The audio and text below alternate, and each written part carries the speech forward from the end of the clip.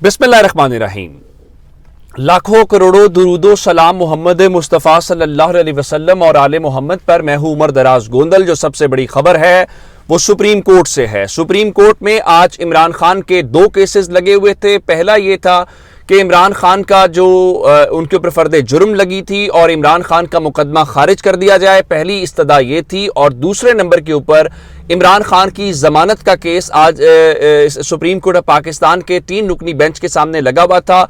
दोनों केसेस के ऊपर समाअत हुई है। दोनों केसेस के अंदर क्या हुआ मैं आपको बताना चाहता हूं। पहले केस के अंदर आज हामिद खान जो हैं वो इमरान खान को रिप्रेजेंट कर रहे थे और उन्होंने आज आखिरी लम्हे के ऊपर बाजी पलटी और उन्होंने कल जो इस्लामाबाद हाई कोर्ट ने फैसला दिया है उस हाई कोर्ट के फैसले को बुनियाद बनाया और कहा कि कल इस्लामाबाद हाई कोर्ट ने जो फैसला दे दिया है, चूंकि फर्द जुर्म वाला मामला है तो वो जाहिर है कि पूरे का पूरा अदालत ने उड़ा के रख दिया है। तो उनके मुताबिक जी इस्लामाबाद हाई कोर्ट के कल के फैसले के तनाजुर के अंदर वो दरखास्त में तरमीम करना चाहते हैं और उनके मुताबिक वो अभी उस फैसले का जायजा ले रहे हैं।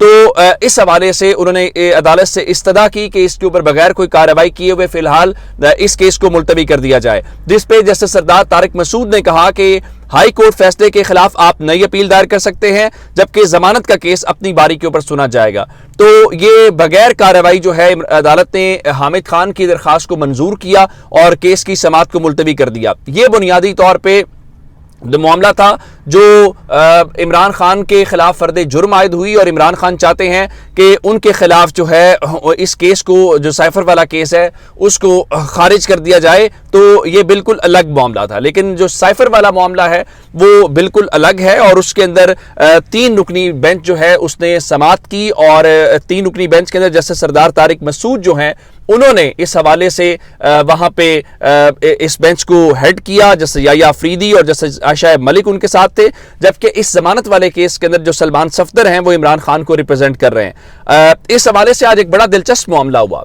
जिस तरह नैब के केसेस के अंदर बिन बुलाए उनके अफसरान नवाज शरीफ के केस में पहुंच जाते हैं और कहते हैं जी आपने हमें बुलाया तो नहीं है, तो लेकिन हमें पता था कि नवाज शरीफ का केस है तो हमने कुछ नहीं कहना, आप नवाज शरीफ को ये रिलीफ दे दे।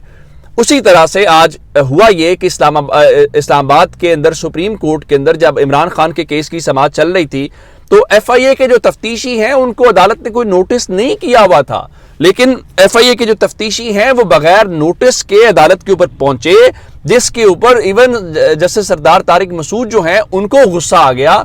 उनका आपको किसने बुलाया है, पीछे जाके बैठ जाएं और अंदाजा करें फुर्तियां कि एफआईए को पता था कि आज इमरान खान का केस है, तो इसलिए वो इस केस के अंदर जो है वो वहां पे पहुंचे।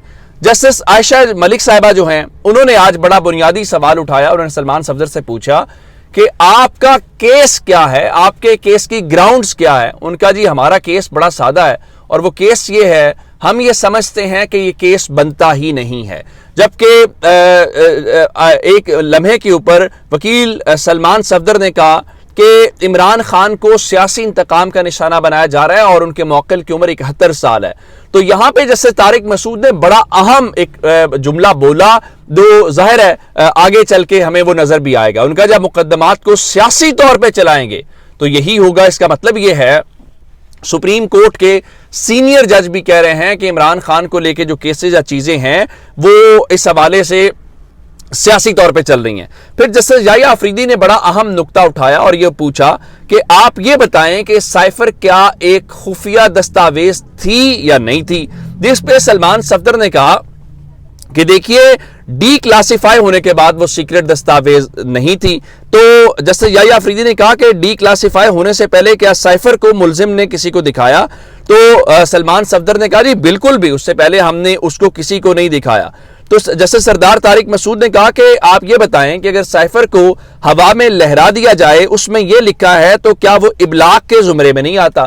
फिर जस्टिस सरदार तारिक मसूद ने एक लम्हे के ऊपर खुद ये माना कि जो साइफर का कोड है वो वक्त के साथ तब्दील होता है, जिसका मतलब ये था कि साइफर महफूज है, उसको इस हवाले से कोई फर्क जो है वो नहीं पड़ता। फिर जस्टिस सरदार तारिक मसूद ने सलमान सफदर से पूछा ये मामला है कब का, तो उन्होंने कहा ये मामला 2022 का है। جس پہ انہوں نے کہا کہ اس پہ تو آپ نے پورا سال لگا دیا. پھر جیسے سردار طارق مسعود نے وہی بات کی جو اسلام آباد ہائی کورٹ کے اندر ہوئی تھی کہ اس کے اندر جو دفعات لگائی گئی ہیں وہ کسی میں سزا 2 سال ہے, کچھ میں سزائے موت ہے اور کسی میں عمر قید ہے. تو سلمان صفدر نے انکوائری رپورٹ اور مقدمے میں چیئرمین عمران خان کے اوپر لگے الزامات کو پڑھ کے سنایا اور یہ کہا کہ دیکھیں یہ جی عمران خان کے اوپر الزام یہ ہے کہ انہوں نے سائفر کو غلط رنگ دیا اور الزام لگایا گیا کہ عمران خان نے بالواسطہ یا بلا واسطہ ریاست کو نقصان پہنچایا. پھر جسٹس سردار طارق مسعود نے بڑا ایک اہم نقطہ اٹھایا جو کیس میں ٹرننگ پوائنٹ ثابت ہو. ان کے آپ یہ بتائیں جو شریک ملزمان ہیں یعنی عمران خان کے ساتھ جو آپ نے باقی ملزمان ڈالے ہیں ان کے کردار کا تعین ہو گیا ہے اور تعین ہوا ہے تو کیا ہوا ہے؟ تو وکیل نے بتایا جی اسد عمر اس کے اندر موجود تھے شریک ملزم, ان کو چھوڑ دیا گیا ہے اور اعظم خان جو ہیں وہ پہلے ملزم تھے اور ملزم سے ان کو گواہ بنا دیا گیا. پھر جیسے یحییٰ افریدی نے کہا کہ پہلے کیس پہ کہا گیا کہ اعظم خان ملزم ہے اور اس کے بعد اب جو وہ ظاہر ہے ان کو ایک گواہ کے طور پہ عمران خان کے حوالے سے جو ہے وہ کیا گیا.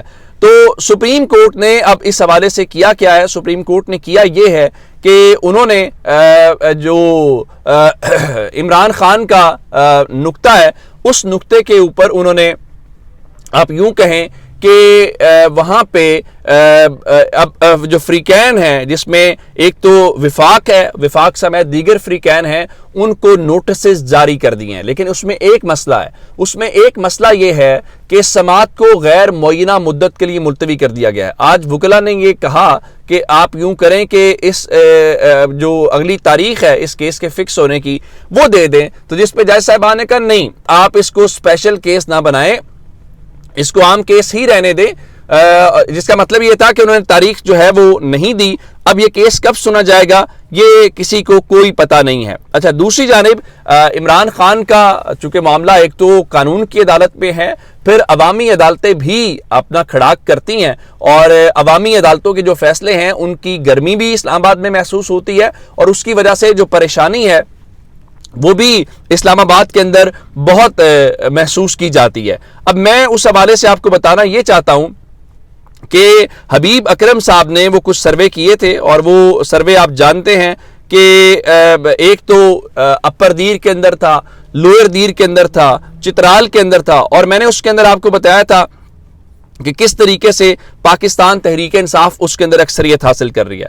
لیکن چلیں وہ تو دور دراز کا آپ علاقہ کہیں گے, پنجاب بڑا معنی رکھتا ہے کہ پنجاب کے لوگ کیا سوچتے ہیں. تو اب وہ گئے NA 115 شیخو پورہ جو لاہور کے ساتھ بھی لگتا ہے, تو انہوں نے شیخو پورہ کے لوگوں سے پوچھا کہ 2024 کے اندر 8 فروری کو جو انتخابات ہو رہے ہیں ان انتخابات کے اندر کون جیتے گا. یہ خیبر پختونخوا کا رزلٹ نہیں ہے, یہ کسی دور دراز علاقے کا رزلٹ نہیں ہے, بلکہ یہ پنجاب کا رزلٹ ہے. تو اس حوالے سے پاکستان تحریک انصاف کے حق میں 41% لوگوں نے کہا حلقہ NA 115 شیخو پورہ کے اندر کہ پاکستان تحریک انصاف جیتے گی, جبکہ اس کے مقابلے میں مسلم لیگ نون میں صرف 27% لوگ یہ سمجھتے ہیں. اور یہاں پہ صورتحال یہ ہے کہ وہاں پہ جو منصوبے چل رہے ہیں نا اس وقت ترقیاتی منصوبے, نگران حکومت جو کروا رہی ہے, وہ جاوید لطیف ہو گئے یا باقی جو رانا تنویر یا باقی جو سارے لوگ ہیں وہ ان کی نگرانی کر رہے ہیں, وہ ان کی مرضی کے ساتھ چل رہے ہیں, جس کا مطلب یہ ہے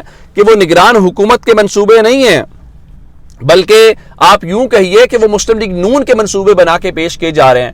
اگر یہ سب کرنے کے باوجود بھی لوگ پاکستان تحریک انصاف کے حق میں فیصلہ دے رہے ہیں اور وہ یہ سمجھتے ہیں کہ پاکستان تحریک انصاف جیتے گی, تو میرا خیال ہے یہ پھر عوام کا فیصلہ مان لینا چاہیے بجائے اس کے کہ عوام کے اوپر کوئی فیصلہ مسلط کیا جائے. لیکن کون یہاں سمجھنے کو کوئی تیار دکھائی نہیں دیتا. اپنا بہت سا خیال رکھیے گا. خدا حافظ.